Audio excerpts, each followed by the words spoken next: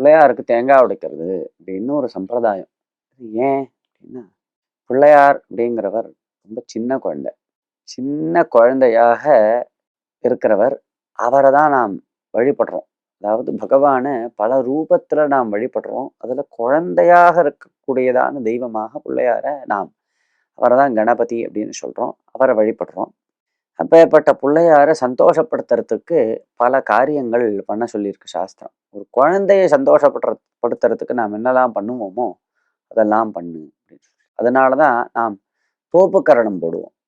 இப்படி 2 காதையும் 2 கையால மாத்தி மாத்தி புடிச்சுண்டு முட்டி போட்டு எழுந்துக்கிறது. தோப்புக்கரணம் அப்படின்னு. இப்படி பண்ணினா ஒரு குழந்தைக்கு எழுத்தா மாதிரி நாம் இப்படி பண்ணாலே ஏதோ வித்தியாசமா இந்த மாமா பண்றாரே அப்படின்னு அந்த குழந்தை பார்க்கும்.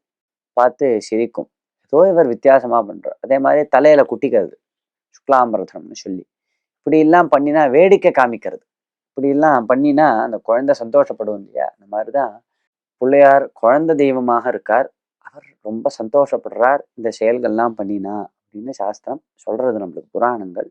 இந்த மாதிரி தேங்காய் உடைக்கிறது, தேங்காய் உடைச்சா என்ன ஆறுது அப்படின்னா நமது துக்கங்கள்லாம் விலகிறது. அதனால சிதறுக்காய் போடுறது மற்றும் அந்த உடைத்ததான தேங்காய சின்ன குழந்தை எல்லாம் எடுத்துப்பா.